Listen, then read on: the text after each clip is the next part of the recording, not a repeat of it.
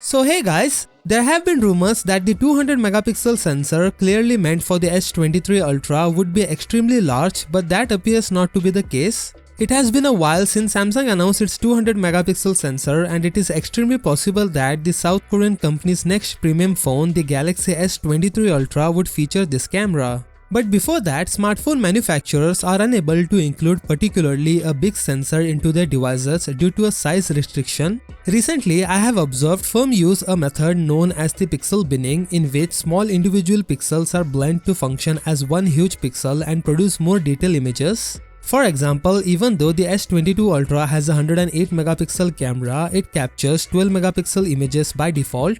Similar to this, the new Apple iPhone 14 Pro, which has a 48 megapixel main sensor, takes 12 megapixel photos by merging information from 1.22 nanometer photo sites to produce pictures that are similar to those for a sensor with a 2.44 nanometer pixels. Such methods, unfortunately, are only going to go you so far. Eventually, physics will catch up and large camera sensor will be required to process higher megapixels. The good news is that the size difference will be essentially minimal between the massive 200 megapixel sensor on the Galaxy S23 Ultra and the 108 megapixel sensor on the Galaxy S22 Ultra. This information comes from a famous leaker Ice Universe, who claims to be absolutely certain that the main 200 megapixel camera on the S23 Ultra will be a 1 by 1.3 inches in size, with a 0.6 nanometer wide pixels and a wider aperture of f1.7 to let in more light.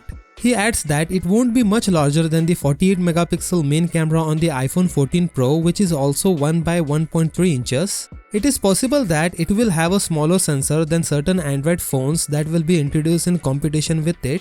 He could referring to the smartphones with 1-inch sensors. As seen by its recent attempt to mock Apple, Samsung is more focused on maintaining its lead over the iPhone market.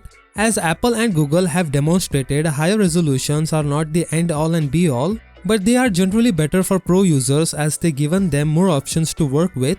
Many buyers still use the megapixel count as a standard to judge how excellent a camera is. In the end, there is a numerous elements beyond the megapixel count that affect image quality, such as sensor size, as a big sensor can accommodate more pixels and record more information. So what do you think about this S23 Ultra camera? Let me know in the comment section below.